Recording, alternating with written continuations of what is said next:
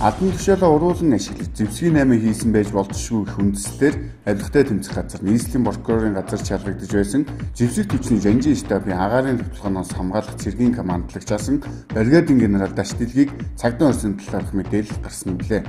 Харин үүнийг албаныхан үүсгэж байна. Түүнийг ажиллах хугацаанд байлдааны онгоцны моторыг бүгд найрамдах арчсан Солонгос улсад худалдсан зэрэг хэд хэдэн үндслээр авилгатай тэмцэх газар нийслэлийн прокурорын газар чалгаж байгаа юм а. Монгол улсын 339 сумыг хөгжүүлж нийслэлийг чиглэсэн шилжилт хөдөлгөөнийг сааруулахын зэрэгцээ сумдаа эзэнтэй болох засгийн газрын бодлогын хүрээнд сум дундын төв төслийг хэрэгжүүлэхээр эхний 3 сумыг сонгоод байгаа лээ.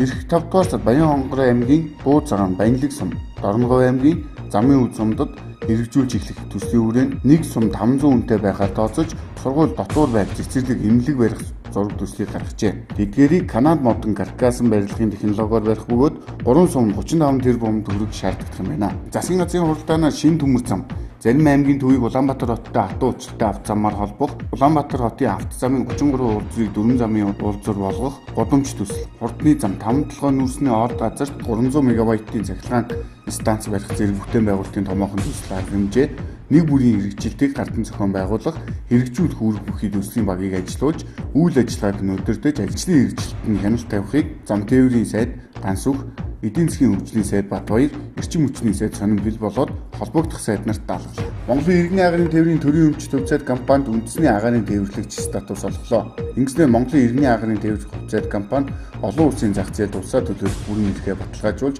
агаарын тээврийн тэргүүлэгч компани болж олон улсад өрсөлдөх чадвараа сайжруулах, нислэгийн үйл ажиллагааг өргөжүүлэхэд бодит дэмжлэг болно гэж үзсэн байна. Сайшин дажин үйлдвэрийн зохицлын бүтээн байгуулалтыг хэрэгжүүлэх, үйл ажиллагааг хариуцсан зохион байгуулах үүрэг бүхий төрийн өмчид сайшин дажин үйлдвэрийн зохицлбор хязгаарлагдмал хариуцлагат компани 34-өөс доошгүй хувийг төр, үлдсэн хувийг нь хувийн хвшил эзэмшихээр холбогдох хууль тогтоомжийн дагуу өөрчлөлт зохион байгуулахыг засгийн газрын хуралдаанаас үйлдвэрүүдэд аж ахуйн сайдад даалгалаа. Төрийн албаны зөвлөлийн саналыг үндэслэн үүрэг гүйцэтгэгчээр ажиллаж байсан яамдын төрийн нарийн бичгийн дарга нарыг чиглэллээ.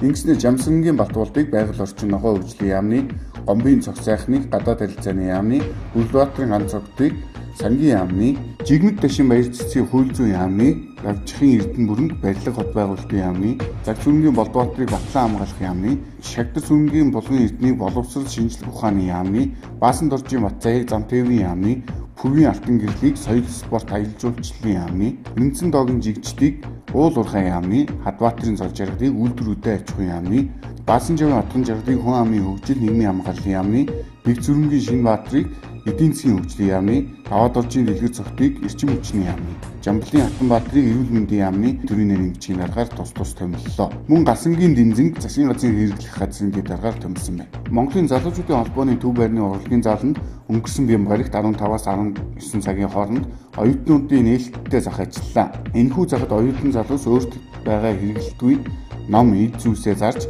солилцох, өөртөө эрхтэй зүйлсээ хямд үнээр худалдан авах боломжийг бүрдүүлсэн байна.